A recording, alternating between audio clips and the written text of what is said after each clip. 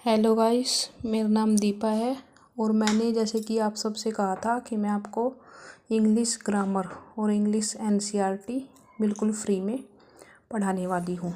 तो आज का टॉपिक है आर्टिकल्स। आर्टिकल्स का जो प्रयोग होता है वह नाउन से पहले होता है।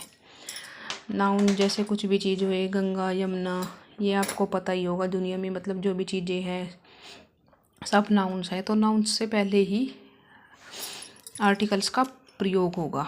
नाउन्स वो जो काउंटेबल हो, जो काउंट की जा सके। जो काउंट नहीं की जा सकती उसके सामने आर्टिकल का प्रयोग नहीं होगा। जो जैसे कि पानी, गंगा का जो पानी है तो वो काउंट नहीं किया जा सकता, तो उसमें आर्टिकल का प्रयोग नहीं होगा। तो अब हम करते हैं। और ये जो होता है आपको मैंने बता दिया सिंगुलर नाउन के साथ में। ये है सिंगुलर, एप्पल सिंगुलर हो गया, चेयर चेयर सिंगुलर हो गया। तो सिंगुलर नाउन के साथ में ही प्रयोग होता है। आर्टिकल्स दो प्रकार के होते हैं, इंडेफिनिट आर्टिकल्स और डेफिनिट आर्टिकल्स। इंडेफिनिट आर्टिकल्स में ए और एन आता है। अब हम पढ़ेंगे कि ये कहाँ पर यूज होते हैं। एन का जो प्रयोग होता है, एन का प्रयोग होता है स्वरों से पहले। स्वर मतलब ए आ ई उ, ये अणे खली तक। तो स्वरों से जो पहले होगा एन का प्रयोग होगा। इसका मतलब जैसे कि अब हमने बताया एप्पल, तो एप्पल, एप्पल ए से नहीं, ए नहीं काउंट करेंगे आप, ए से शुरू है। ये ए की साउंड आ रही है। स्वर, हिंदी के स्वर देखने हैं, हिंदी के स्वर, तो यहाँ पर ए की साउंड आ रही है, तो इसलिए यहाँ पर इसका प्रयोग होगा। जैसे यहाँ पर एच, एच इंग्लिश के वोवेल्स में नहीं आता, लेकिन इसमें जो ध्वनि है वो ध्वनि आ रही है ए की, तो जो स्वरों की ध्वनि आती है वहाँ पर एन का प्रयोग होगा। इसके अलावा भी कुछ ऐसी चीज़ें हैं जहाँ पर एन का प्रयोग होता है।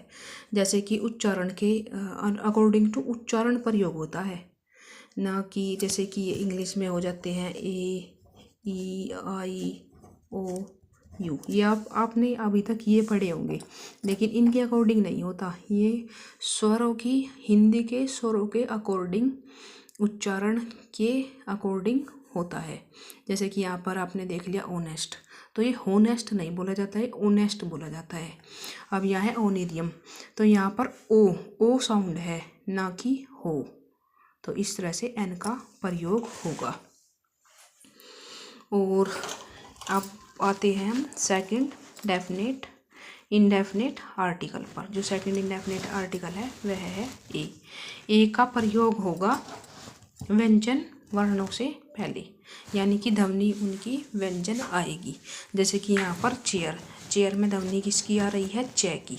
जैसे कि फैन, फैन में ध्वनि किस चीज़ की आ रही है, कौन से व्यंजन की आ रही है, एफ, फै से।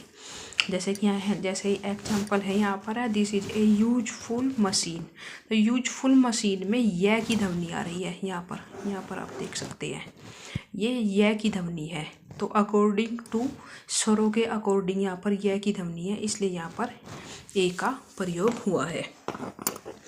और कुछ जो एक्सक्लेमेटरी सेंटेंस होते हैं वो भी मैं आगे आपको पढ़ाऊंगी, लेकिन इतना आपको प्रयोग होगा। जैसे ये एक्सक्लेमेट का ये चिन्ह आता है, तो जैसे वहाँ पर ए का प्रयोग होता है। जैसे कि वाट ए, यहाँ पर लिख देती हूँ मैं, वाट ए वंडरफुल साइट। तो यहाँ पर एक्सक्लेमेशन वाले जो सेंटेंस होते हैं ये मैंने लिख दिया है। और जैसे ये एक्सक्लेमेशन वाले सेंटेंस होते हैं वहाँ पर भी ए का प्रयोग होता है। और जो ये मैंने बता दिया आपको, जो काउंटेबल नाउन होते हैं वहाँ पर ही आर्टिकल का प्रयोग होता है, अनकाउंटेबल नाउन के साथ में नहीं होता है।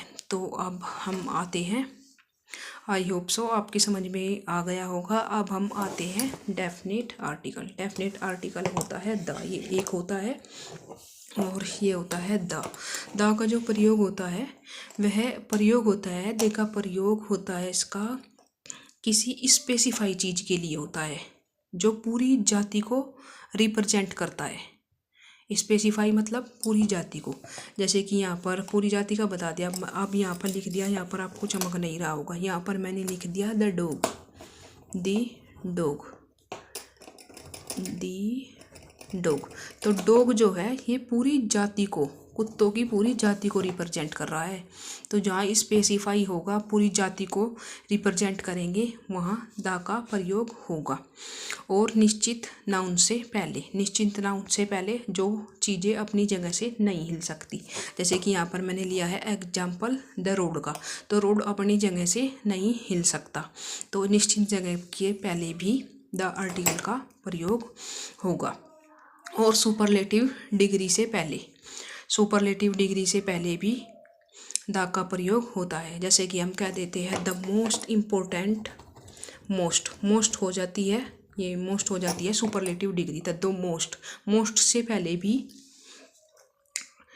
द आर्टिकल का प्रयोग होगा। इसके अलावा जैसे धार्मिक पुस्तकें हो गई, समाचार पत्र हो गए, कोई स्पेसिफाई भवन हो गया, जैसे राष्ट्रपति भवन हो गया, उनके नाम से पहले भी द का प्रयोग होगा। जैसे कि नदियाँ हो गई, नदियाँ वैसे तो अनकाउंटेबल में आएगी, लेकिन जैसे कि नदियों में हम लिख देते हैं दी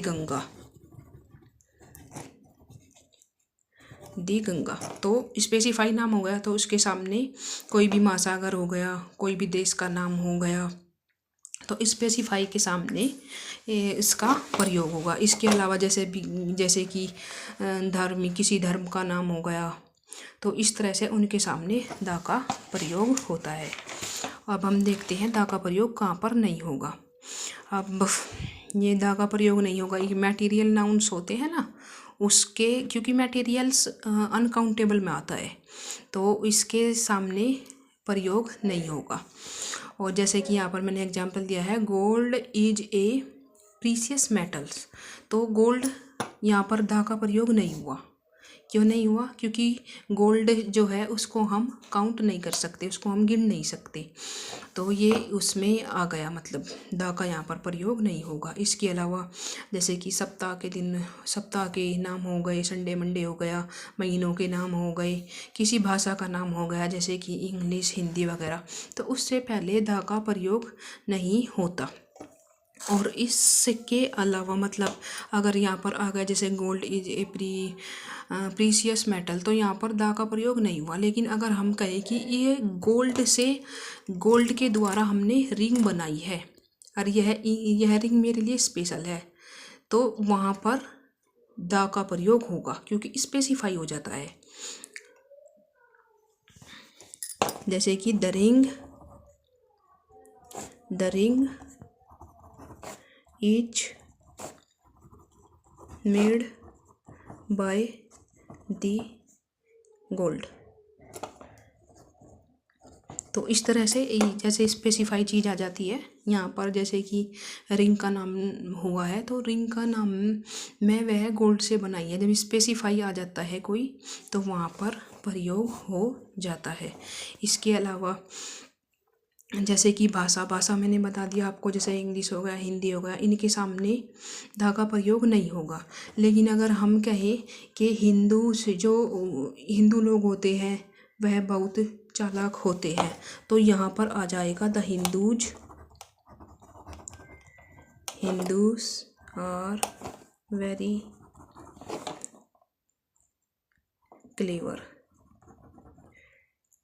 क्लेवर्स। तो यहाँ पर हिंदूस माने हिंदू धर्म की नाम बात नहीं की गई है, यहाँ पर हिंदूस यानी कि जो हिंदू आदमी है, जो इंसान है, उनकी बात की गई है, तो यहाँ पर द का प्रयोग हो जाता है। ऐसे ही आप मतलब ऐसे कोई स्पेशल धर्म का इस तरह से अपने माइंड में ना लाए, यहाँ पर हिंदू, मुस्लिम, सिख, ईसाई कुछ भी मतलब हो सकता है, लेकिन रिलेटेड होना चाहिए उससे रिलेटेड आदमी, ना कि कोई हिंदू धर्म। सो गाइस, अगर आपको मेरी वीडियो अच्छी लगती है तो आप ज़रूर बताना, और मैं आपके लिए और वीडियो बनाती रहूँगी। Thank you very much.